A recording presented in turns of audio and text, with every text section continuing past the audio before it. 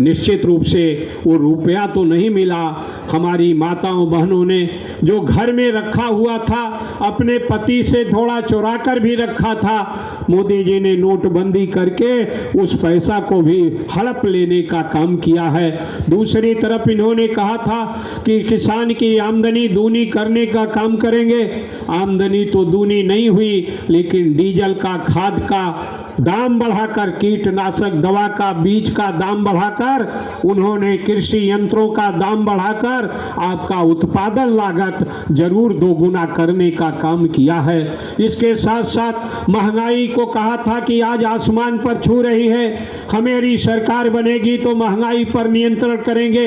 महंगाई तो नियंत्रण नहीं हुई, बल्कि वो आसमान छूने का काम कर रही है। चाहे वो डीजल हो, चाहे वो गैस सिलेंडर हो, जो 400 रुपए का गैस सिलेंडर था आज 1100 रुपए को मिलने का काम हो रहा है। दूसरी तरफ कहा था कि हम हर वर्ष 2 करोड़ लोगों को रोजगार, नौकरी देने का काम करेंगे, यानी 10 साल में 20 करोड़ लोगों को रोजगार मिलना चाहिए था। इस सरकार ने, भारतीय जनता पार्टी की सरकार ने हमारी सार्वजनिक संस्थाओं को बेचकर हमारा रोजगार छीनने का काम किया है। आज नौजवान बेरोजगार है और इसी का परिणाम है कि अकेले सिपाही की जब भर्ती का निकला विज्ञापन तो 56,000 पदों पर 66 लाख लोगों ने आवेदन करने का काम किया।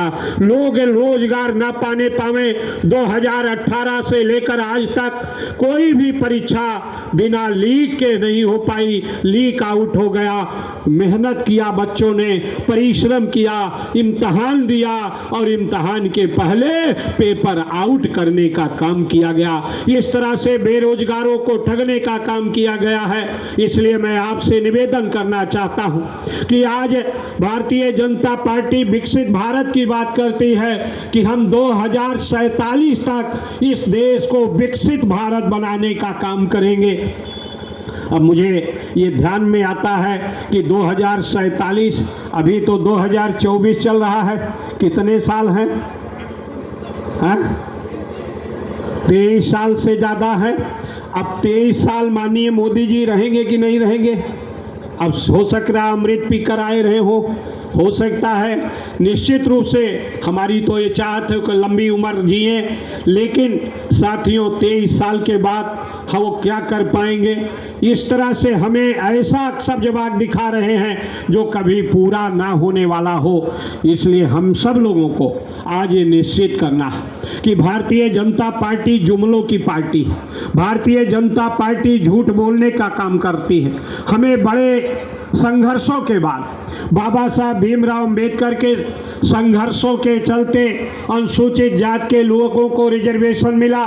मंडल आयोग के रिपोर्ट के बाद, लंबे संघर्षों के बाद 1990 में पिछड़ों को आरक्षण मिला।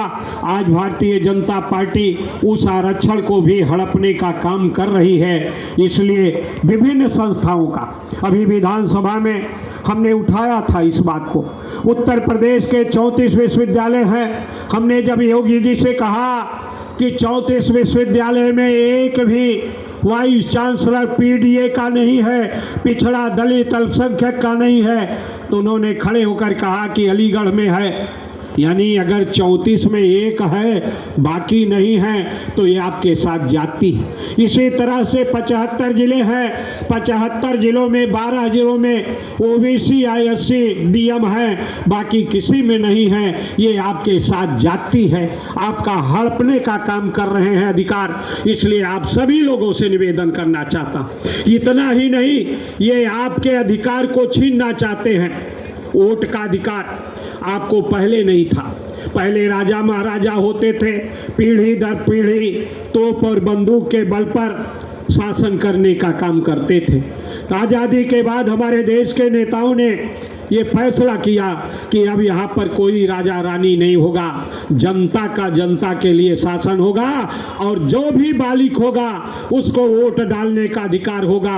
आज उस वोट के अधिकार को भारतीय जनता पार्टी हड़पने का प्रयास कर रही है। इसलिए आपसे अपील करना चाहता हूं कि आइए एकजुट होकर इस बात का ऐलान करने का काम करें कि हमें भारतीय जनता पार्टी के तानाशाही सरकार को उखाड़ फेंकने का काम करना है। ये आपसे अपील करना चाहता।